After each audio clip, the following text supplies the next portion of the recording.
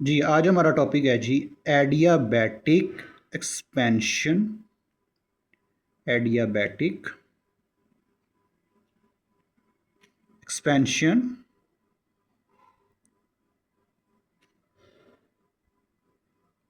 Of an ideal gas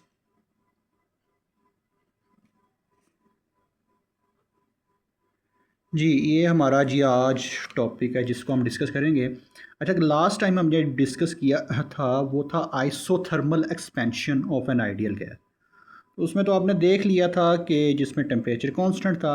अब adiabatic का मतलब है कि इसमें एक ऐसा सिस्टम होगा हमारे पास जिसमें कोई हीट या तो सिस्टम के अंदर दाखिल होगी और ना ही कोई हीट जो है वो सिस्टम से बाहर जाएगी।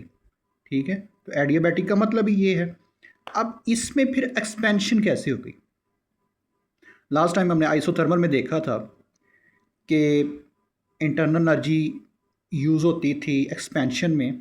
ठीक है, टेम्परेचर थोड़ा फॉल करता था लेकिन सिस्टम वो जो टेम्परेचर फॉल करता था वो सिस्टम बाहर से एनर्जी ले लेता था, बाहर से हीट ले लेता था और उसका टेम्परेचर अगेन कांस्टेंट हो जाता था। ठीक है, लेकिन इसमें तो हीट ना तो कोई बाहर जा सकती ना अंदर आ सकती है। तो इसमें जो एक्सपेंशन होगी वो सिर्फ इंटरनल एनर्जी ही करवाएगी। इंटरनल एनर्जी यूज़ होगी और एक्सपेंशन हो जाएगी। ठीक है, तो decrease in the internal energy होगा क्योंकि इसमें अब कोई बाहर से हीट तो अंदर आ नहीं सकती। तो जो एक्सपेंशन जो चीज़ करवाएगी वो सिर्फ इंटरनल एनर्जी ही होगी। ठीक है, इस चीज़ को अगर आप थोड़ा सा यहाँ से पढ़ लें तो उसने यही लिखा हुआ है, adiabatic is the process in which heat exchange between a system and surrounding that is the zero. ठीक होगी बात। और इसमें any work in the adiabatic process is done by the expense of internal energy. ठीक है, तो जैसे work perform होगा वो इंटरनल एनर्जी जो है वो डिक्रीज़ कर जाएगी और टेम्परेचर जो है वो फॉल कर जाएगा। आपको पता है कि temperature directly proportion to average kinetic energy होता है। तो यहाँ पे जो एनर्जी है वो इंटरनल एनर्जी ही है, कोई दूसरी चीज़ नहीं है। तो जैसे ही इंटरनल एनर्जी यानी कि वर्क करेगी, वो यूज़ होगी, वो कम हो जाएगी, तो आपका टेम्परेचर भी अल्टीमेटली फॉल कर जाएगा। ठीक है, तो ये चीज़ थी वो बुक में लिखी हुई। अच्छा, अब हमें पता है कि यहाँ पे क्योंकि कोई हीट जो है वो अंदर नहीं आ रही, तो पार्शियल क्यू जो है वो हमारा ज़ीरो हो जाएगा। इसको हम अगर फॉर एग्जांपल कि ये नंबर 1 कह लें। ठीक है, सो हमें पता है कि जो फर्स्ट लॉ ऑफ थर्मोडायनेमिक्स है, फर्स्ट लॉ थर्मोडायनेमिक्स हमें क्या कहता है? तो फर्स्ट लॉ थर्मोडायनेमिक्स हमें कहता है कि जो डी ई है, change in internal energy, that is equal to partial Q minus P D V. अच्छा, माइनस क्यों लगाया जी? बुक में पॉजिटिव भी लगाया हुआ है लेकिन उसने बाद में जाके माइनस लगाया है यहाँ पे। ठीक है, तो मैंने पहले लगा दिया। तो इसका मतलब भी ये है क्योंकि इसमें work done by the system हो रहा है। लास्ट टाइम भी हमने आइसोथर्मल में भी यही पढ़ा था, work done by the system हो रहा है। इसमें भी work done by the system हो रहा है। थर्मोडायनेमिक्स में जब जो हम पढ़ते हैं कि जब बाय द सिस्टम वर्क होता है तो एनर्जी यूज़ होती है सिस्टम की अपनी, तो हम जो वर्क होता है वो माइनस में शो करते हैं। तो दैट्स वाई हमने यहाँ पे माइनस लगाया। अब पार्शियल क्यू तो ज़ीरो है, तो हमारा जो डी ई है that is equal to minus P D V के बराबर आ जाएगा। ठीक है, तो ये चीज़ है जी। अब अगर हम थोड़ा सा देखें, ये तब है कि फॉर एग्जांपल लेट्स सी हमने 1 mole of an ideal gas लिया। ठीक है, और उसका प्रेशर पी था, उसमें वॉल्यूम वी था। ठीक है, तो आपको पता है कि जैसे ही वो कुछ वर्क करेगा, सिस्टम वर्क करेगा, ठीक है, तो वो डी वी वर्क करेगा। डी मतलब बहुत थोड़ा वर्क परफॉर्म करेगा, ठीक है, तो उसकी जो इंटरनल एनर्जी है वो थोड़ी सी कम हो जाएगी, जो डिक्रीज इन इंटरनल एनर्जी होगा वो डी ई होगा। इसका मतलब ये है, ठीक है, कि आपने for example 1 mole of gas लिया, ठीक है, तो उसमें क्या करवाया कि आपने वर्क परफॉर्म करवाया, ठीक है, तो वर्क परफॉर्म करवाया तो डी वी चेंज आया उसमें। लेट्स बी पहले वॉल्यूम वी था, उसके बाद थोड़ा सा चेंज हुआ तो डी वी हो गया, और जो इंटरनल एनर्जी थी वो पहले से कम हो गई, क्योंकि वो इस एडियाबैटिक में तो इंटरनल एनर्जी ही यूज़ होनी है सिस्टम की, तो वो थोड़ी सी चेंज हो जाएगी, that is a D E. तो ये हमारे पास एक इक्वेशन बन गई, ठीक है, इसको हम इक्वेशन नंबर 2 भी कह सकते हैं। अच्छा, हमने लास्ट टाइम पढ़ा था वी नो दैट कि heat capacity at constant volume क्या है, that is the change in internal energy over D T है। तो अगर हम यहाँ से चेंज इन इंटरनल एनर्जी की वैल्यू निकाल लें, that is D E is equal to होगा सी वी डी टी, ठीक होगी बात। प्रेशर हमें पता है कि general gas equation, ideal gas equation हम जानते हैं, P V is equal to N R T होता है, और अगर हम 1 मोल ले लें तो हमारी जो इक्वेशन बनेगी that is P V is equal to R T, ठीक है, और यहाँ से प्रेशर की वैल्यू भी निकल सकती है, वो आ जाएगी जी P is equal to R T over V. अब देखें जी, इसमें हमें जो ये जो चेंज इन इंटरनल एनर्जी हमने निकाली इसकी वैल्यू, और ये प्रेशर की वैल्यू, ये हमने इक्वेशन नंबर 2 में पुट कर देनी है, ठीक है। तो हमारे पास जो इक्वेशन नंबर 2 है वो बनेगी that is equal to C V D T is equal to, ठीक है, डी ई की जगह मैंने ये सी वी डी टी लिख दिया, और प्रेशर की जगह मैं लिख दूंगा आर टी ओवर वी, ठीक है, तो माइनस से माइनस साथ ही आ जाएगा ना, साथ में डी वी लगा हुआ है, minus R T over V into D V, ठीक होगी बात। अब थोड़ा सा मैं इसको रीअरेंज करना चाहता हूँ, इस इक्वेशन को, इसको मैं थोड़ा सा रीअरेंज करना चाहता हूँ।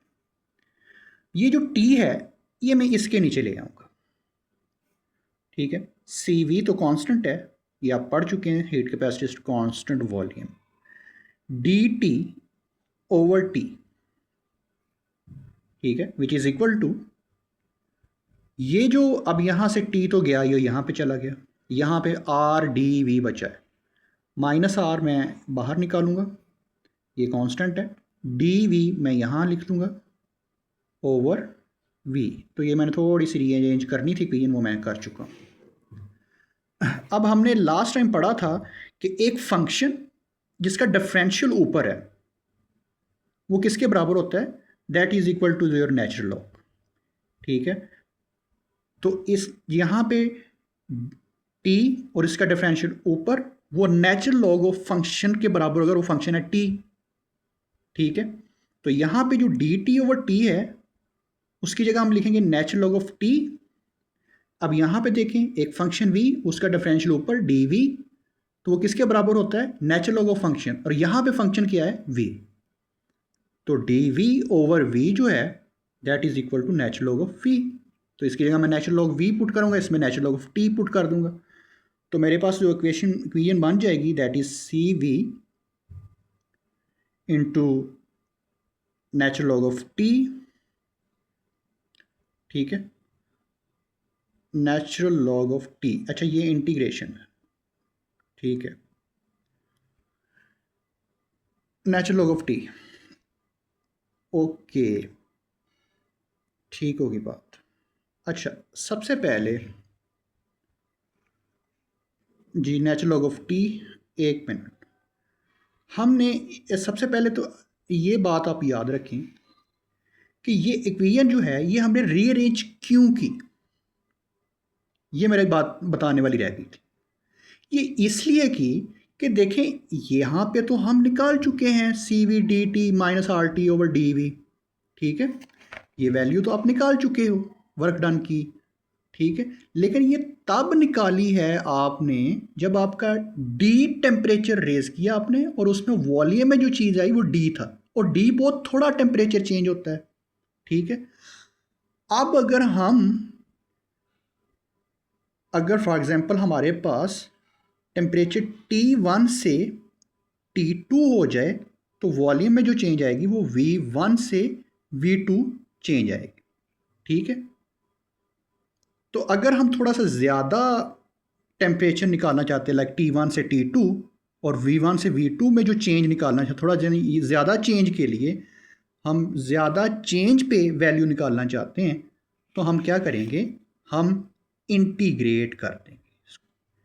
इस इक्वेशन को इंटीग्रेट किया जा रहा है, ये जो रीअरेंज मैंने किया है ये असल में इंटीग्रेट ही हम कर रहे हैं, ठीक।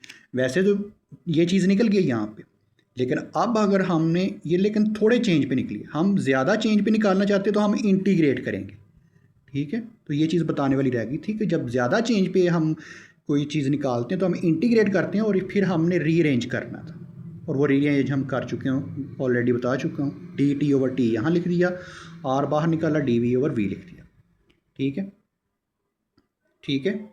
आई होप ये आप समझ चुके होंगे, ठीक है। तो इसमें ना जब इंटीग्रेट करना है तो आप यहाँ पे ये लिखेंगे भी, ठीक है, यहाँ पे ये लिखेंगे, मैं इसको थोड़ा सा बाद में लिखता हूँ, ठीक है। ये देखें, ये अब इंटीग्रेट करना है तो ये T1 से T2 तक ये इंटीग्रेट साइन लगाना पड़ता है, ठीक है। और यहाँ पे जो वॉल्यूम चेंज आया दैट इज़ V1 से V2 की तरफ, ठीक है। दोबारा सुन लें, ये हमने इक्वेशन बना ली, ये इक्वेशन बन गई, आपको पीछे से पता चल गया, ठीक है, लेकिन ये थोड़े चेंज के लिए थे। जब हमने ज़्यादा चेंज के लिए वैल्यू निकालनी लाइक T1 से T2 जब टेम्परेचर चेंज हो और वॉल्यूम V1 से V2 चेंज हो तो हम इसको इंटीग्रेट कर देंगे इस इक्वेशन को। उस इंटीग्रेशन के लिए हमने T1 से T2 लिखा, then C V D T over T, ठीक है, और V1 से V2 लिखा minus R D V over V, ठीक है। हमने रीअरेंज भी इसको कर लिया इस इक्वेशन, ठीक है। अब कांस्टेंट की इंटीग्रेशन नहीं होती, यहाँ पे सी वी कांस्टेंट तो हम इसको बाहर निकाल लेंगे, ठीक है। नेक्स्ट स्टेप इसका ये होना था, तो हमारे पास C V which is equal to T1 से T2, ठीक है, डी टी ओवर टी आ जाएगा, विच इज़ इक्वल टू, यहाँ पे आर कांस्टेंट है तो हम माइनस आर बाहर निकाल लेंगे, ठीक है, एंड यहाँ पे इंटीग्रेट कर लेंगे V1 से V2 that is equal to D V over V, ठीक है। अब डी टी ओवर टी यानी एक फंक्शन, ठीक है, जिसका फंक्शन है टी, यहाँ पे डिफरेंशियल ऊपर है तो वो नेचुरल लॉग ऑफ टी के बराबर होता है, ये मैं पहले बता चुका हूँ। एक फंक्शन यहाँ पे v है, उसका डिफरेंशियल ऊपर है तो वो नेचुरल लॉग ऑफ फंक्शन के बराबर होता है, यहाँ पे फंक्शन है v, ठीक है, तो D V over V is equal to natural log of v, ठीक है। तो अब इनकी जगह हम ये पुट कर देंगे, ठीक है, तो C V is equal to natural log of T और साथ में ये लिमिट्स लगा देंगे, दैट इज T1 से T2 which is equal to D V और वी की जगह हम natural log of V put कर देंगे, नेचुरल लॉग ऑफ वी, ठीक है, माइनस आर ये है, ये minus R natural log of V, D V और वी की जगह नेचुरल लॉग ऑफ वी और लिमिट्स लगा देंगे V1 से V2 की जाना, ठीक है। अब हम ये लिमिट्स खोल देंगे जो कि आपको खोलना आती हैं, तो ये आ जाएगा natural log of T2 minus natural log of T1 minus R into which is equal to minus R into, ठीक है, natural log of V2 minus natural log of V1। ठीक होगी बात। तो ये हमारे पास इक्वेशन बन गई। अब इस इक्वेशन को ना कुछ ऐसे भी लिखा जा सकता है, मैं लिख के दिखाता हूँ कैसे लिखा जा सकता है। सी वी वैसे रहेगा, नेट T2 डिवाइड कर देंगे T1 से, मतलब मैं कुछ यूँ लिखता हूँ, सी वी इज इक्वल टू, यानी कि इन टू, यार एक मिनट, सी वी, ठीक है, natural log T2 over T1 जी। ये देखें जी, नेचुरल लॉग बाहर निकाला सी वी और T2 ओवर T1 मैंने लिख दिया, that is T2 over T1 which is equal to, अब यहाँ पे देखें माइनस आर, ठीक है, minus R, next natural log into ये V2 ओवर V1 हो जाएगा, तो V2 ओवर V1 हो जाएगा। तो ये जो इक्वेशन थी ये वाली, इस इक्वेशन को हम कुछ ऐसे भी लिख सकते हैं। ठीक है जी, एनी क्वेश्चन यहाँ तक? अच्छा, अब हम, अगर यहाँ तक आपको क्वेश्चन हो तो आप कमेंट्स में पूछ सकते हैं। ठीक है, नेक्स्ट हम मूव करेंगे कि जो R है वो हमें पता है कि वो CP minus CV is equal to R होता है। ठीक है, R की जगह हम वो चीज़ पुट कर देंगे, तो हमारे पास CV इन आ गया जी, natural log into T2 divide by T1 is equal to, यहाँ पे आ जाएगा जी एक चीज़ और पर वेरी इंपॉर्टेंट करनी है। ठीक है, इस इक्वेशन को, यानी इस R की वैल्यू को यहाँ से पुट करने से पहले आपने एक और चीज़ करनी है, ये माइनस है ना, इसको हमने पॉजिटिव बना देना है। वो पॉजिटिव कैसे बनेगा, ये V1 ओवर V ऊपर चले जाएगा, V2 नीचे आ जाएगा और ये माइनस का साइन उलट हो जाएगा। ये मैथमेटिक्स का रूल है। ठीक है, तो ये मैं कर दूंगा R नेचुरल लॉग, ठीक है, V1 over V2। Next step में हम ये कर लेंगे कि R की जगह, अब ये जो R है इसकी जगह CP माइनस CV लिख देंगे। ठीक है, ये स्टेप ऊपर कर लेना है आपने, नीचे फिर वैल्यू लिख देनी है। तो हमारे पास बनेगा CV into natural log into T2 divide by T1 is equal to CP minus CV। ठीक है, natural log V1 over V2। तो ये हमारे पास इक्वेशन बन गई। अब हमने होल इक्वेशन को, सारी इक्वेशन को डिवाइड कर देना है बाय CV। देखिए, जब हम डिवाइड करेंगे CV से, तो ये CV तो CV से कैंसिल हो जाएगा, हमारे पास क्या चीज़ रह जाएगी, natural log T2 divide by T1 is equal to, और यहाँ पे CP ओवर CV आ जाएगा। ठीक है, CP over CV minus CV over CV cancel हो जाएगा, 1 आ जाएगा, into natural log of V1 over V2।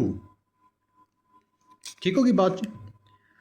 Okay, अब हमें पता है कि जो CP ओवर CV है वो गैमा के बराबर होता है। ठीक है, तो हम इस इक्वेशन को क्या लिखेंगे, CP ओवर CV की जगह हम गैमा पुट करते हैं, तो natural log of T2 over T1, ये हमारे पास कुछ नहीं होगा, natural log T2 over T1 is equal to, yes, ये देखें जी, यहाँ पर गैमा आ जाएगा, गैमा माइनस 1। ठीक है, gamma minus 1 into natural log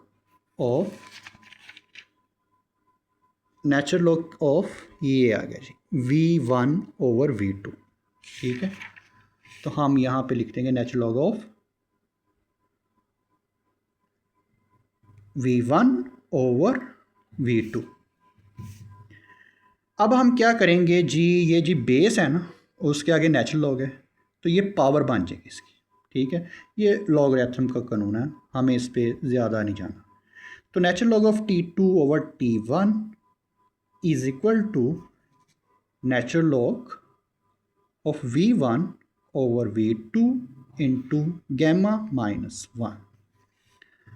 अच्छा जी, अब हम क्या करना चाहते हैं कि नेचुरल लॉग को ख़त्म कर लेते हैं। तो टेक एंटी लॉग हम ऑन द बोथ साइड लेंगे, तो नेचुरल लॉग आपका ख़त्म हो जाएगा। हमारे पास जो T2 ओवर T1 है that is equal to V1 over V2 into gamma minus 1। ये जी आपके पास चीज़ आ गई।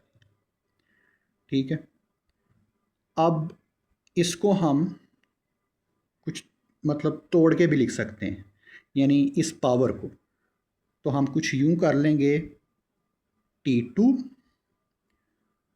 Over T1 is equal to V1 over V2 gamma. ठीक है, नेक्स्ट देखें, V1 over V2 into minus 1। ठीक है, अब इसको हम पॉजिटिव करेंगे, ये ऊपर चले जाएगा। So T2 over T1 is equal to V1 over V2 gamma into V2 over V1। Yes, V2 over V1, ये वाली चीज़ बन जाएगी। ठीक होगी बात, यहाँ तक कोई क्वेश्चन? ठीक है, इसको हम इस तरीके से भी लिख सकते हैं, इस इक्वेशन को आप इस तरीके से भी लिख सकते हैं। ठीक है, और दूसरी एक और चीज़ है कि अब इसमें ना एक और चीज़ है कि वो ये है कि वो है जी, एक मिनट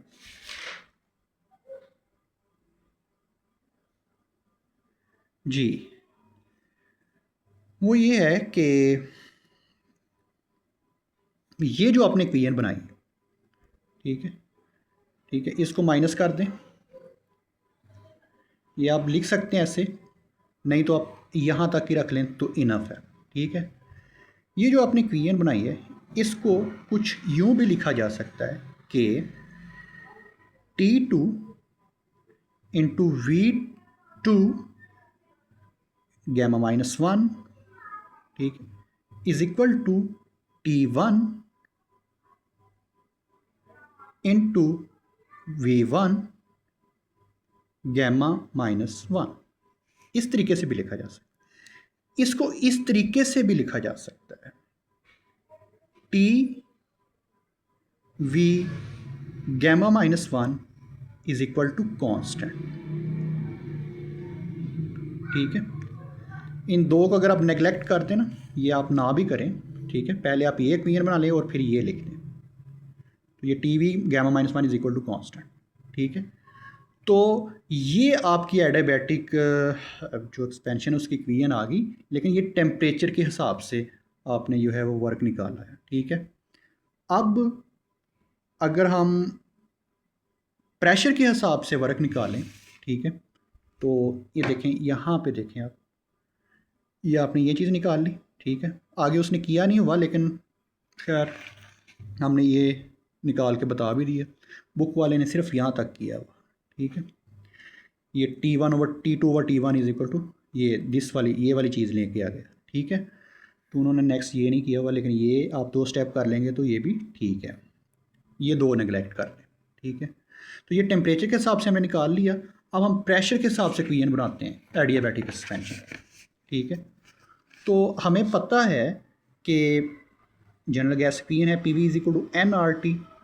ठीक है, और अगर हम एक मोल के लिए इक्वेशन बनाएं तो P V is equal to R T है, यानी आर अगर हम यहाँ से निकालें तो that is equal to P V over T. ठीक है, और अगर आपके पास P1 V1 over T1 is equal to P2 V2 over T2। ये इक्वेशन आपने जनरल गैस इक्वेशन में पढ़ी होगी, ठीक है। तो वो मैंने लिख दी है जी, P1 V1 over T1 is equal to P2 V2 over T2। अच्छा जी, अगर मैं कुछ यूँ करूँ कि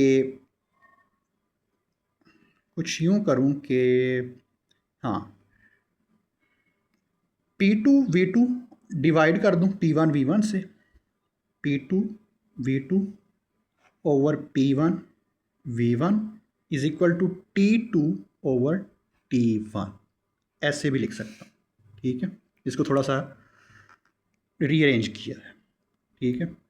ये मैं उधर लेके डिवाइड कर गया और T2 यहाँ भी है, T1 इधर ले गया, ठीक है। तो ये क्वेश्चन ही मैं उधर ले गया, multiply over divide, multiply over divide, ठीक है, ये आप पढ़ चुके हैं। अच्छा, यहाँ पे T2 ओवर T1 है, इसकी जगह में इसकी वैल्यू हमने निकाली हुई है, वो हमने यहाँ पे निकाली हुई है, आपको पता भी है कि T2 ओवर T1 किसके बराबर है, V1 ओवर V2 गैमा -1। तो मैं उसकी वैल्यू यहाँ पे पुट कर दूँगा, तो मेरे पास इक्वेशन जो बन जाएगी P2 V2 over P1 V1 is equal to V1 over V2 into gamma -1। ये आप निकाल चुके हो, ठीक है।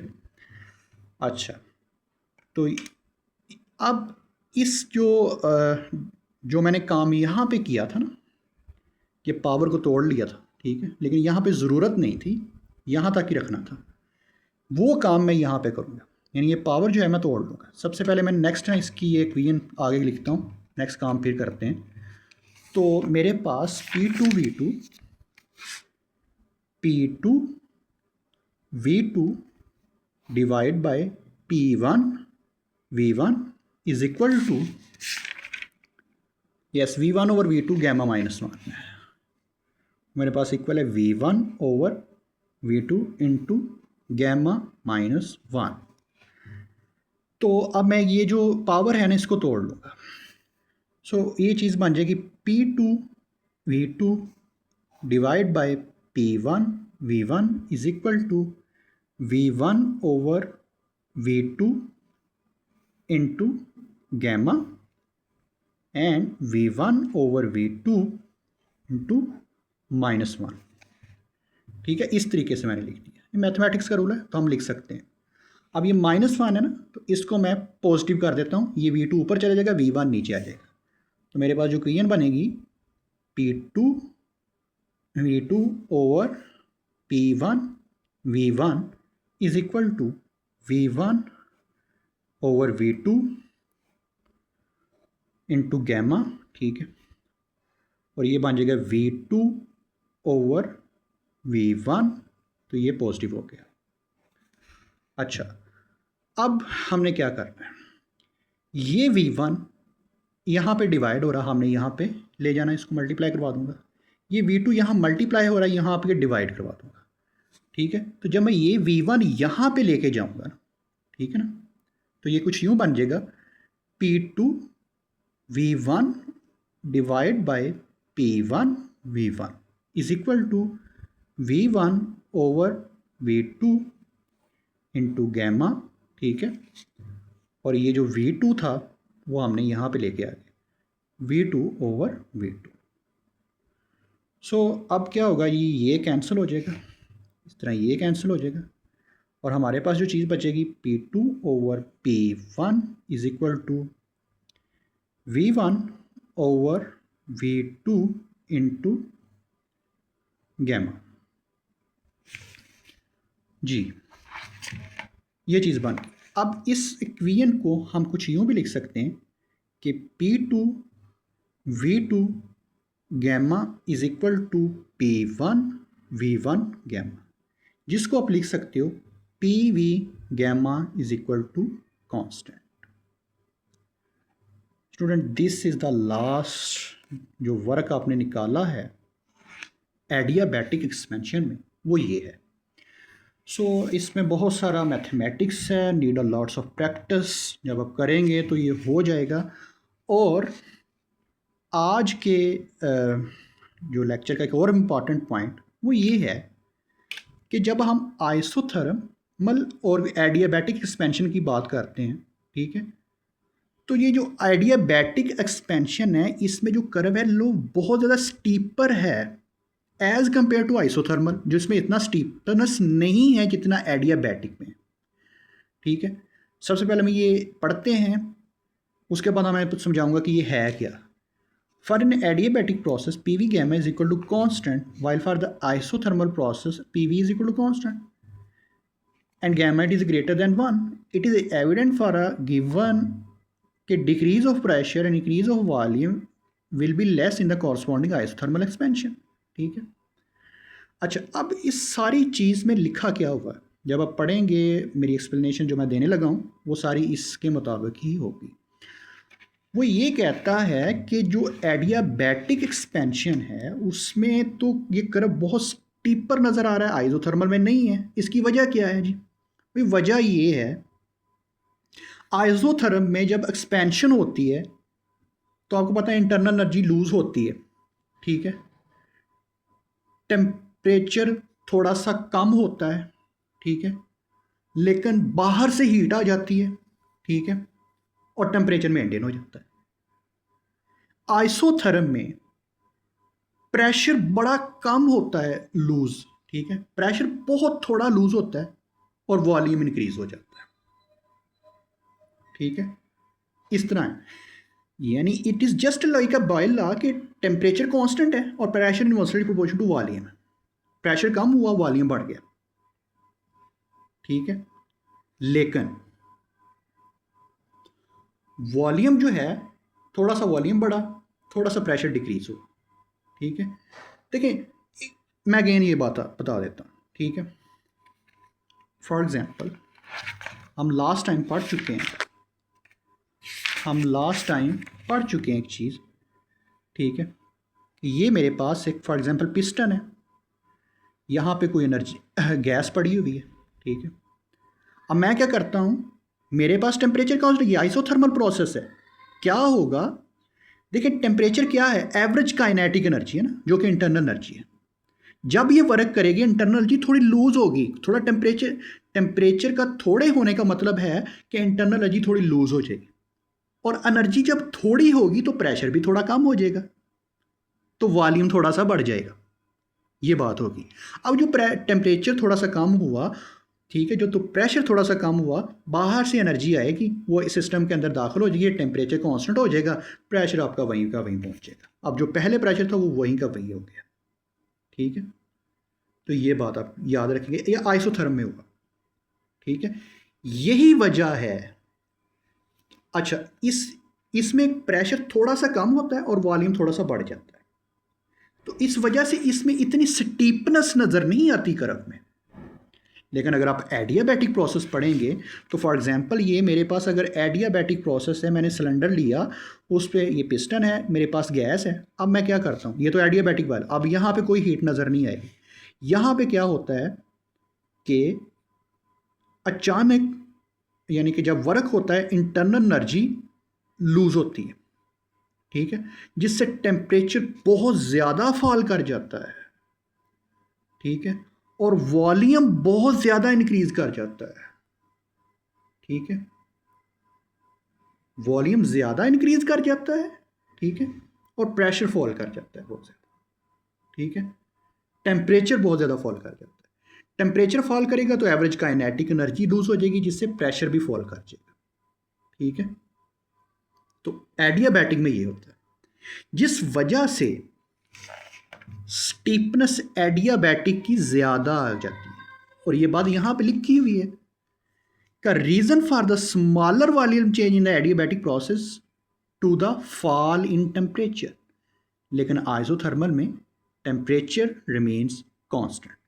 तो सिंपल आप ये बता देंगे, आपसे कोई सवाल पूछेगा कि ये एडियाबैटिक एक्सपेंशन में स्टीपनेस क्यों है, तो आप ये कहेंगे कि एडियाबैटिक में टेम्परेचर कांस्टेंट नहीं होता, इंटरनल एनर्जी अचानक लूज होती है। जब वर्क होता है ना, जब गैस वर्क करती है तो इंटरनल एनर्जी बड़ी लूज हो जाती है, और जब इंटरनल एनर्जी लूज होती है, ठीक है, तो टेम्परेचर कम हो जाता है, प्रेशर कम हो जाता है, और वॉल्यूम ज़्यादा बढ़ जाता है, और वॉल्यूम के ज़्यादा बढ़ने की वजह से यहाँ पे स्टीपनेस एडियाबैटिक में ज़्यादा आ जाती है।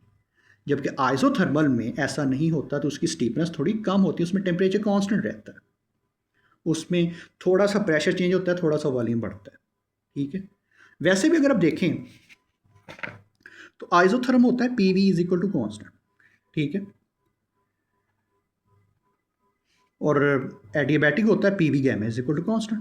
पढ़ चुके हैं ये दोनों चीज़ें आप। ठीक है, आप देखें फॉर एग्जांपल मेरे पास वन प्रेशर अगर कम होता है, ठीक है, थोड़ा सा कम होता है वन प्रेशर, और वॉल्यूम चेंज होता है 3 डेसीमीटर क्यूब, ये बढ़ता है। ठीक है, मैंने 180 एम प्रेशर कम किया, वॉल्यूम बढ़ गया 3 डेसीमीटर क्यूब, ये तो आइसोथर्मल प्रोसेस में है।